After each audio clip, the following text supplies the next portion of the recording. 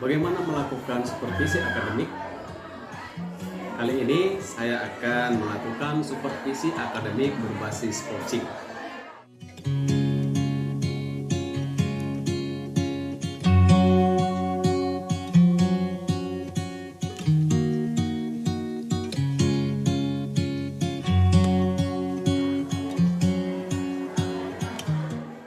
Salam dan bahagia Bapak Ibu guru hebat di seluruh Nusantara. Saya Tumur Simangunsong, Kepala UPTD SMP Negeri 2 Bandar Pasir Mandoge, Kecamatan Bandar Pasir Mandoge, Kabupaten Asahan, Provinsi Sumatera Utara.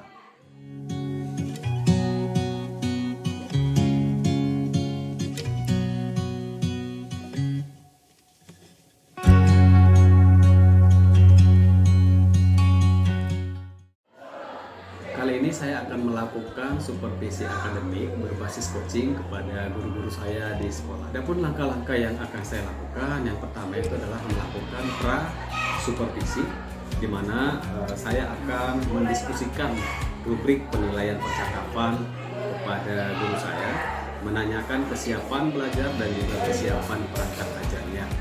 Di dalam pra-supervisi ini juga saya akan menanyakan kompetensi apa yang ingin dikembangkan dan kompetensi mana nanti yang spesifik yang harus diobservasi.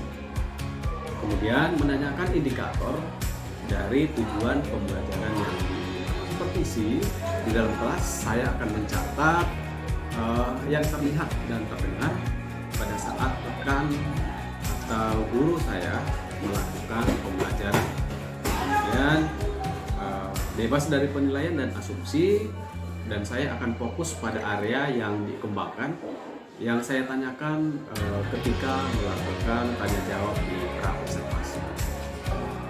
Setelah pengamatan atau setelah observasi, nanti saya akan melakukan tahap selanjutnya, yaitu pasca observasi atau pasca supervisi, di mana nanti saya akan memanggil guru saya tersebut ke kantor dan menanyakan kompetensi apa yang akan dikembangkan berdasarkan hasil pembelajaran tadi. Kemudian akan menanyakan bagaimana perasaan, bagaimana penilaian terhadap apa yang dilakukan, kemudian apa saja kesulitan dan strategi kedepannya yang akan dilakukan untuk mengatasi kesulitan-kesulitan itu. Kemudian di akhir juga saya akan menanyakan bagaimana saya mencatatkan penilaian atau pengisian instrumen supervisi yang telah disediakan. Selamat pagi Pak. Pagi Pak Ping, Iya. gimana nih kabarnya, sehat? Alhamdulillah Pak, sehat lah gitu Pak. Tetap semangat Pak Iya. mendidik anak bangsa. Kira-kira ada apa nih ya, Ping? Gini Pak, saya kan mau apa ini, minta bantuan sama Bapak ini terkait saya kan mau melaksanakan pembelajaran di kelas. Ya. Jadi saya minta cuman sih Pak pembelajaran yang mantap itu dan berpihak pada murid nantinya gitu. Jadi ya kan. Jadi saya pengennya gimana ya membuat media atau metode yang sesuai dengan materi itu dan anak-anak itu bisa tertarik nantinya untuk mengikuti pembelajaran. Oh gitu, berarti Bapak mau saya bantu untuk menemukan solusinya. Iya gitu Pak, saya kira. Jadi ini kita akan coba nanti ya di observasi dulu ya. Iya. Nanti dari observasi hasilnya bisa kita cari solusi. Betul. Namun sebelum itu kita melakukan pra-observasi dulu ya Pak ya. Iya. Kemudian kira-kira metode apa nanti yang Bapak gunakan dalam pembelajaran ini? Ini Pak, ini menarik sekali. Karena kan saya pengennya kontekstual gitu ya Pak. Jadi saya nanti ingin memakai metode problem based learning. Jadi ada permasalahan yang memang ada yang terjadi dan Yang itu terjadi sehari-hari dan akan mereka cari nantinya solusinya gitu Pak. Seperti itu yang akan saya buat. PBL ya? Iya, problem based learning. Oke. Dalam melakukan pembelajaran ini kan tentunya ada alat ya, alat dan bahan, apalagi pakai metode PBL tadi ya. Kira-kira alat dan bahan yang Bapak pakai nanti kira-kira seperti apa? Kalau yang mau saya buat Pak itu saya sudah menyiapkan LKPD ini, sudah saya siapkan LKPD Pak terkait ini. Baru saya nanti akan menyiapkan video pembelajaran yang saya upload dari YouTube, yang saya ambil dari YouTube untuk menambah pemahaman mereka terkait dengan mencari akar-akar persamaan kuadrat dari persamaan kuadrat itu sendiri gitu Pak. Itu mungkin yang akan saya bawakan. Jadi ada LKPD, ada bahan ajar nanti saya buat juga, sama video pembelajaran yang saya pakai. Mungkin itu. Iya, itu udah bagus sekali tuh. Udah berarti pembelajaran depresiasinya muncul di sana ya, Iya. di konten ya, Iya. kalau nggak salah. Oke. Bisa nggak Bapak ceritakan secara ringkas ya tahapan pembelajaran yang akan Bapak sajikan nanti? Iya, gini Pak. Nanti berdasarkan metode problem based learning tadi, pertama kali nanti saya akan tampilkan masalah seperti itu. Jadi mereka akan melihat masalah, boleh dari LKPD nanti ada bermasalah juga dari video yang saya tampilkan, dan saya memberikan permasalahan tersebut kepada siswa secara metode mereka, kelompok mereka masing-masing gitu. Kalau dia memang suka nengok video, nanti saya buat videonya gitu kan. Setelah masalah saya sampaikan, jadi mereka mendiskusikannya nanti Pak. Gimana ya mencari ini? Apakah dengan rumus ABC mereka melaksanakan mencari akar-akarnya? Apakah dengan melakukan bentuk kuadrat sempurna, atau dengan memfaktorkan? Karena ada 3 itu cara mencari persamaan kuadrat. Jadi terserah mereka, mereka minatnya mau mencari dengan cara apa gitu. Jadi setelah mereka menyelesaikan permasalahan secara berkelompok, mereka akan mempresentasikannya ke depan terkait apa yang mereka kerjakan gitu. Jadi boleh mempresentasikan, jadi saya kasih kebebasan, boleh ngomong aja ya, kita ngomong, atau boleh dibacakan hasil kerjanya, atau dituliskan papan tulis gitu. Jadi nanti itu yang akan saya buat rencananya ke depan gitu. Jadi nanti setelah itu baru saya akan melakukan refleksi lah mungkin untuk kegiatan mereka Di akhir ya? Iya, di akhir. Seperti itu.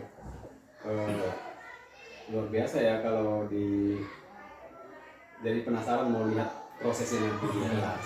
Kira-kira nih persiapan tertulis apa yang sudah Bapak siapkan? Inilah Pak, kalau persiapan tertulis ini masih berupa LKPD lah ini Pak. KPD Bahan ajar nanti segera menyusul dari mencari di bahan ajarnya yang sesuai, mungkin atau dari buku paket nanti saya cari untuk sebagai bahan ajarnya.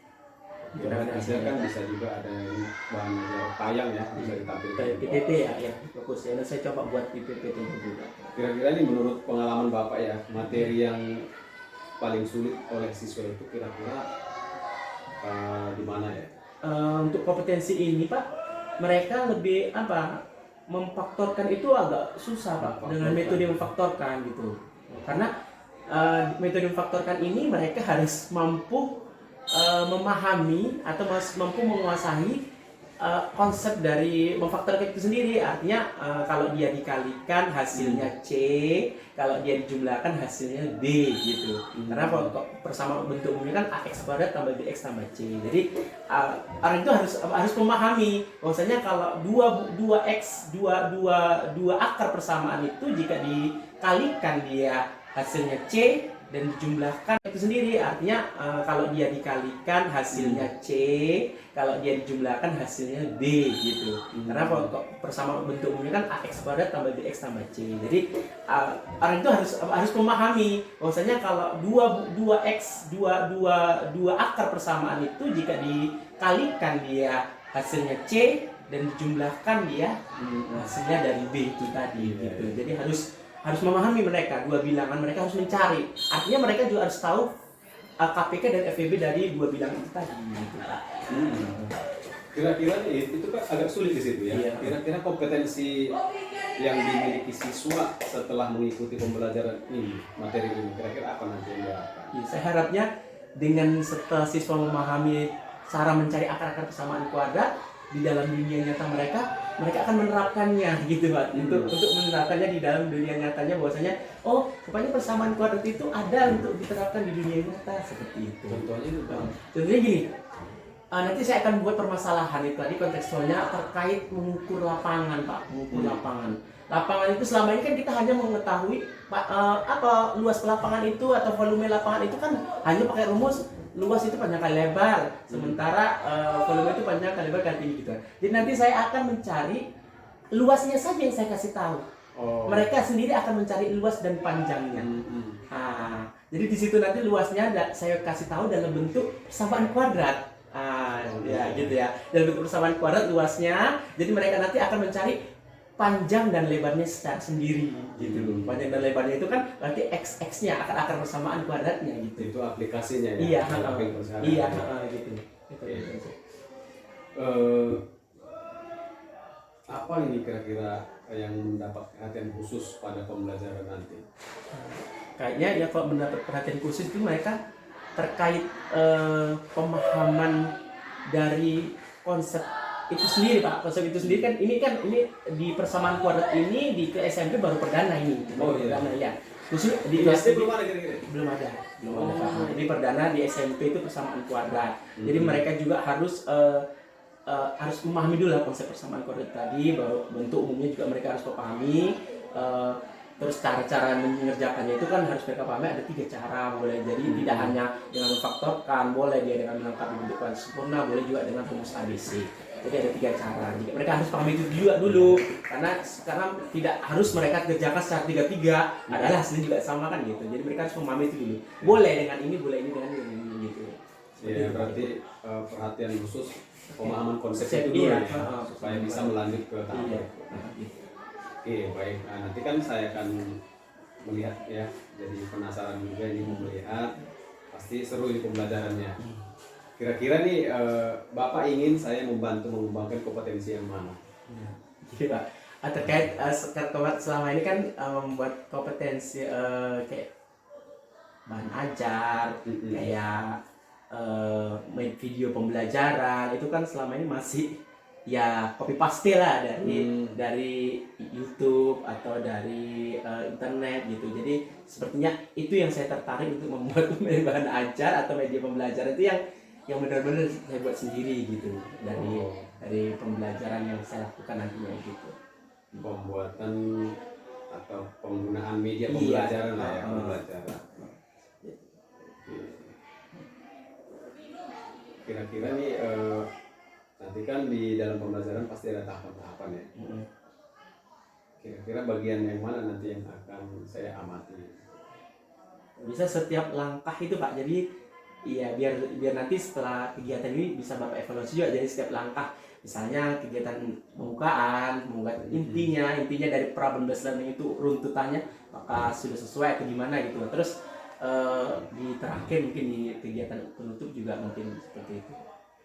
Oke, baik. Ini kan Bapak tadi yang mau dikembangkan itu tentang pembuatan media pembelajaran atau pemanfaatan media pembelajaran ya. Kira-kira Bapak menilai diri Bapak itu terhadap penggunaan media itu sudah sejauh mana? Ya masih dasar. Dari skala 1 sampai 10. Masih angka 6 gitu. 6 ya? Iya. Oke. Harapan Bapak nanti setelah ini sampai di angka berapa? Minimal 7 atau 8 gitu Pak, bertambah 7 gitu. atau 8 ya? Gitu. Oke, baik. Kemudian apa harapan Bapak dari observasi yang akan kita lakukan nanti? Saya berharap sih ya harapannya meningkatkan kemampuan saya gitu Pak. Jadi dengan ada observasi itu tadi jadi menambah pengetahuan saya. Oh, kekurangan saya ini, skill saya harus tingkatkan ini lagi gitu. Jadi saya harus lebih banyak belajar lagi mungkin setelah kegiatan penemuan di observasi tadi. Oke Pak, kira-kira ini kapan nih kita bisa saya amati? Nanti di hari Rabu Pak, di jam Rabu, ya? di jam ke-45. Hari Rabu. Iya, di kelas 91. Kelas 45, kelas 91. Iya. Kira-kira satu lagi nih, kira-kira siapa yang Bapak harapkan dapat membantu Bapak untuk mengembangkan tadi? Saya rasa rekan-rekan guru lah nanti. Saya akan rekan-rekan guru, TU juga nanti saya akan koordinasi, karena kan peralatan juga harus ada dari TU kan. Itulah mungkin nanti akan saya koordinasikan dengan memasang infokusnya, terus dengan guru-guru yang lain. Oke, baik. Ini kita sudah selesai di praobservasi. Mudah-mudahan nanti ini berjalan dengan baik ya, sesuai dengan apa yang sudah Bapak buatkan di perangkat ajarnya. Ini perangkat ajarnya sudah lengkap. Tapi nanti tolong saya ingatkan juga, mana tahu lupa ya, Oke Pak, kita ke kelas seperti itu. Ya Pak ya. Siap, Pak. Terima kasih Pak ya, sukses Ya, selalu. makasih atas bantuannya ya Pak ya. Oke. Oke, permisi ya Pak. Oke.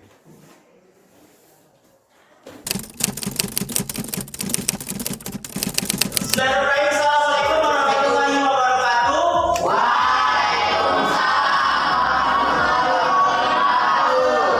Selamat pagi semuanya. Siapa dulu ketua kelas? Siapa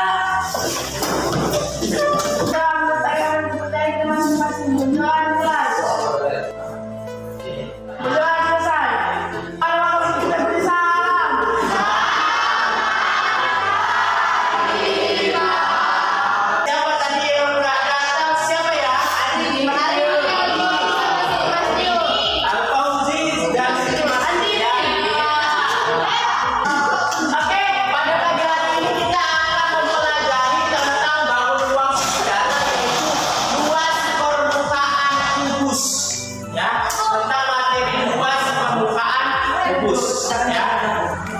Tujuan pembelajaran kita pada pagi hari ini yaitu iya, melalui aktivitas belajar mandiri, murid akan membedakan dan menentukan luas permukaan bangun ruang senjata yaitu kubus dan dapat menyelesaikan masalah tekstual atau masalah tekstual yang berkaitan dengan luas permukaan bangun ruang senjata kubus dengan apa? Ya, oke.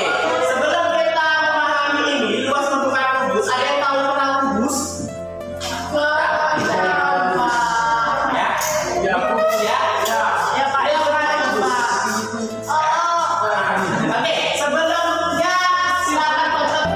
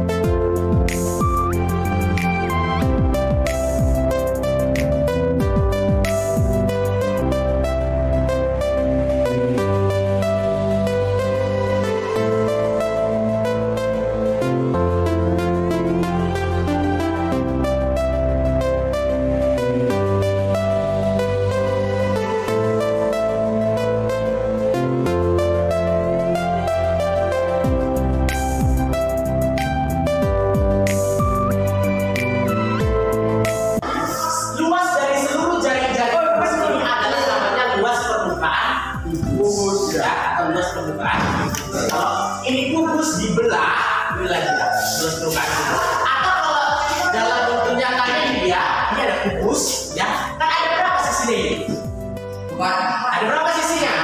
Mana aja? Depan, belakang, samping kanan, samping kiri, atas, bawah. Bentuknya semua sama apa beda? Bentuknya apa ya?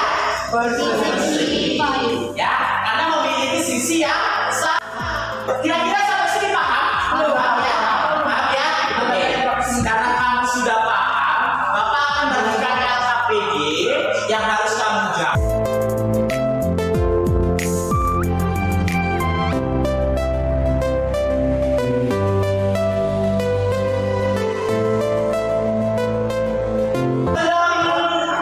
Kita mulai, boleh kita refresh sejenak dulu, boleh berdiri semua dulu. Berdiri sebelum menanyakan LKPD, boleh berdiri semua. Bilang Pak Sofinya baru dilaksanakan.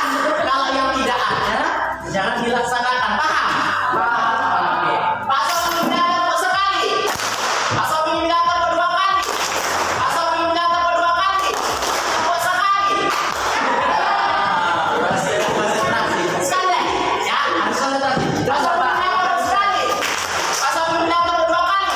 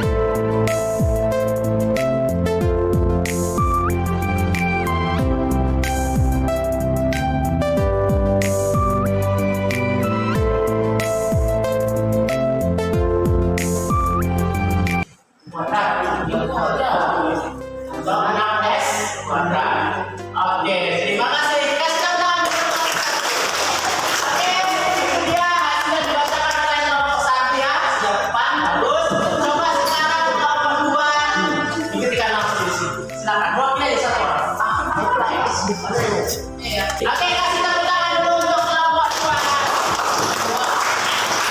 Sudah presentasi dan langsung mengerjakan hadapan. Oke, bacakan. Perhatikan gambar si sapi, Ya. gambarnya di sini. Ya, oke, good, persegi ini ya. Oke, sepakat ya semua persegi ya. Oke, lalu S. Oke, sama ya kelompok.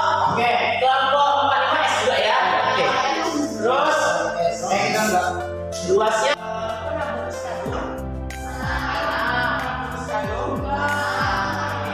Bisa bungkus kado? Iya. Jadi proyek kami di rumah bungkuslah kado dengan sesuai soal satu aja soal. Jadi